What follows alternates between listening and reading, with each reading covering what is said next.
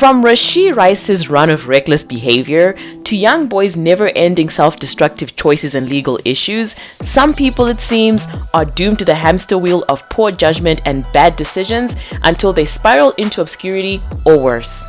No matter how much money and fame they get, or how many structures, guardrails, supportive resources, and even state-sponsored reprimands you give them, they just can't seem to get it right. At best, they are addicted to acting badly, and at worst, they are hell-bent on ruining their own lives with the whole world watching. Rashee Rice is considered one of the most talented wide receivers in the league today. Currently playing on the most successful NFL team in the last 5 years. He even has a Super Bowl ring to his name. And what does he go and do?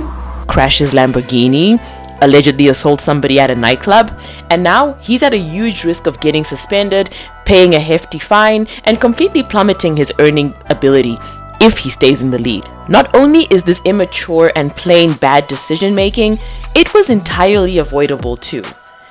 The dude could have just enjoyed winning without stirring up all this drama around him. Unless he's doing this on purpose. Well, sort of. One might say he's over-celebrating his Super Bowl victory or going through some post-win bender now that the season's over. Just another spoiled, overpaid athlete with no self-control. Nothing to see here. But I think it goes deeper than that. And I'll leave it there for a minute. Now let's talk about Youngboy. Wanna know what's more shocking than how many times NBA Youngboy has gotten into trouble with the law? It's how many times he's been given another chance. And yet, he continues to get himself into more trouble, recently being charged with allegedly running a drug prescription ring while he was in Utah, where, mind you, he moved after being put on house arrest as an attempt to keep him out of trouble. That clearly worked. So this begs the question, how can two people who have managed to make so much of themselves both professionally and financially go down this self-destructive path? How on earth do you fumble something you've always wanted to have? How can you be successful and continue to try and make yourself a failure? How can you finally be in a place where you're winning and fumble when you don't even have to? Here's a thought. It might not be as simple as stupidity. Just maybe, these are textbook cases of self-sabotage. Now, self-sabotage is a psychological occurrence where due to certain actions or even inaction, a person undermines their success or regresses when they do achieve success in something. It could be through things like procrastination, quitting, or, in this case, self-destruction. When bad decisions become a pattern, instead of a one-time lapse of judgment, it tells you that the problem runs much deeper. The issues aren't just about somebody being at the wrong place at the wrong time. The issues are actually linked to someone's identity and who they think they are, rather than their actual face value actions. What if these two men are subconsciously rebelling against their own success because on some level they don't think they deserve it? I know it sounds crazy, right? To grow up in a tough environment, work your whole life to escape a circumstance, and against all odds achieve your wildest dreams, only to self-inflict the destruction of the very thing you fought hard to get? Well, this is where the conflict between your conscious and subconscious mind comes in, and this is very important. As humans, we tend to put a lot of thought and effort towards what we do consciously, but the truth is our subconscious is the engine that runs everything we do. I mean, it's believed to constitute up to 90% of our decisions and our beliefs. The subconscious is responsible for things like your emotions, your habits, and your patterns of behavior, good or bad. If there is a battle between your conscious and subconscious mind, the subconscious will win every single time. That's because it runs things that we aren't even aware of, things that can't be changed by just wishing, hoping, saying, or even trying to do better. Your subconscious mind is made up of deeply seated habits, baked-in beliefs about yourself, the residue of unresolved trauma, and other things that are vital to what I'll call your emotional operating system.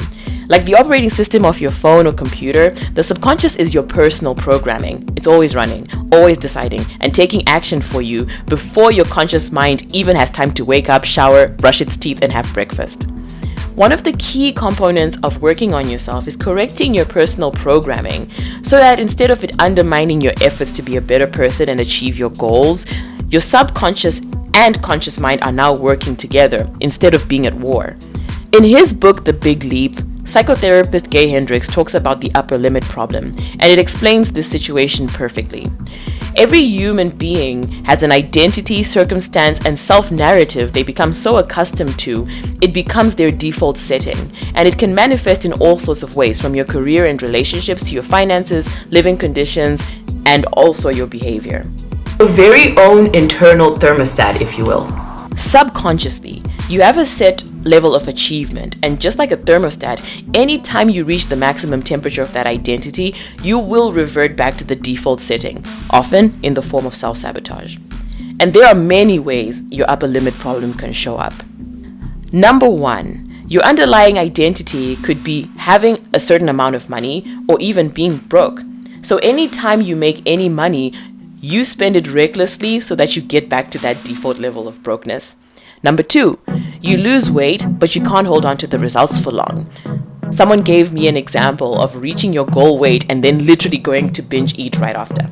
Number three, you sabotage perfectly good relationships by finding something wrong or doing something to destroy it. Number four, you set a goal, and when you achieve it, you stop putting effort in anything. Number five, you achieve a goal in one area and then sabotage yourself in another. One of the examples Gay Hendricks gives is from his time working with Silicon Valley executives, where a CEO would make the deal of their career and make billions and then go home and start a big fight with their spouse. Number six, you keep yourself stuck in a dead-end job and procrastinate on working toward what you really want. And number seven, you don't put enough effort in something even if it is something you really want. So to bring it back to Youngboy and Rashee, my theory is that they have an upper limit problem, and now all these actions are them trying to fight against success in order to revert back to their default setting. It's no coincidence that Rashee literally just won the Super Bowl, or that NBA, Youngboy, seems to outdo himself in the bad behavior department every single time he's given another chance by the legal system. If your underlying identity is being a struggling, trouble-causing hellraiser, no amount of external success or controls on your behavior is going to change that. Unless you do the work of shifting your identity at that subconscious level, you will keep destroying that success, often in spectacular fashion. I mean, think about it. NBA Youngboy is living in Utah, away from a lot of temptations, and he's got all sorts of minders, ankle monitors, and controls, but he still managed to get himself in trouble. So, as you can see, this goes much deeper than law breaking. Now, I'm not going to overlook that behaviors like this are usually rooted in some sort of traumatic experience. That we often self-sabotage when we don't feel worthy of something good or when we feel undeserving of a blessing. In many cases, something negative happened to you and you didn't emotionally heal from it, and then you told yourself that that thing makes you too inferior, too broken, or too unlovable to have anything better.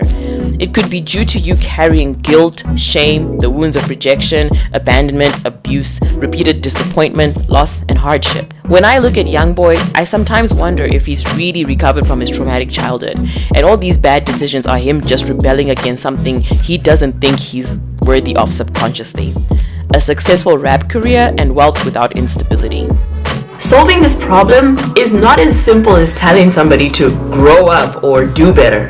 A lot of work has to be done at that deeper subconscious level so that you stop fighting against your own success. Your self-concept, aka who you believe yourself to be, is like a heat-seeking missile.